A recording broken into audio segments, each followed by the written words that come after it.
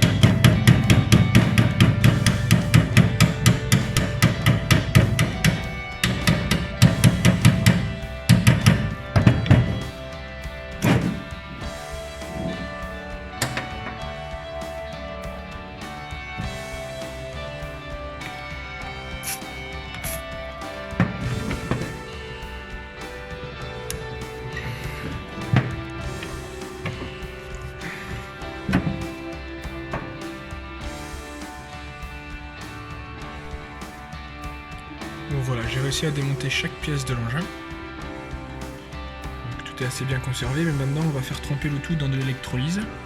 Et je vais faire la finition au Dremel pour que les pièces elles soient vraiment impeccables. Concernant les boiseries, bon, étant donné que c'est du bois d'époque, qu'il est plutôt bien conservé, je vais pas m'embêter, je vais mettre un peu de cire d'abeille pour protéger le bois, puis le lustrer un peu pour qu'il soit un peu brillant, qu'il soit sympathique.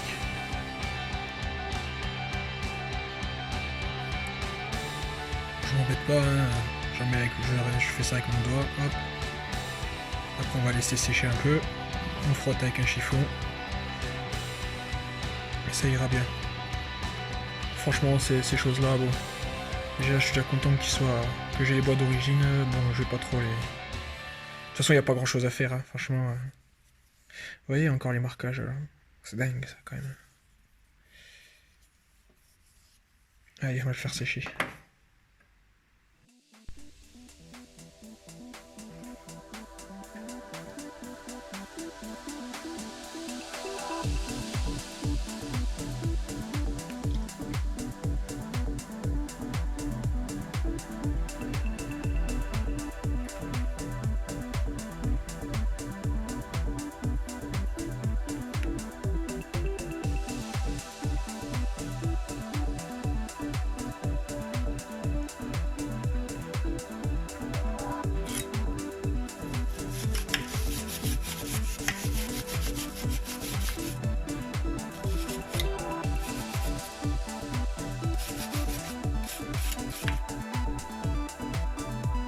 Alors voilà le résultat de la première électrolyse.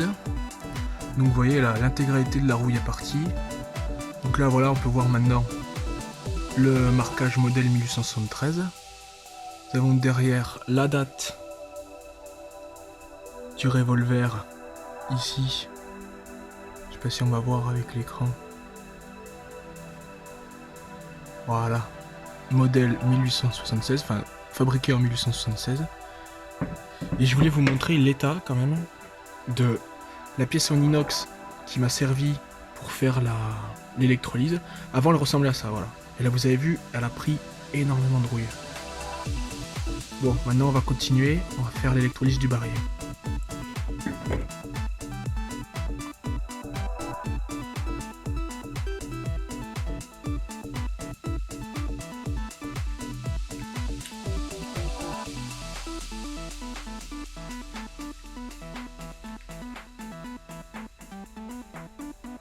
Bon, maintenant que l'intégralité des pièces ont été nettoyées, passez au WD-40. Voilà, nettoyer bien en surface, je vais pouvoir passer au remontage du matériel.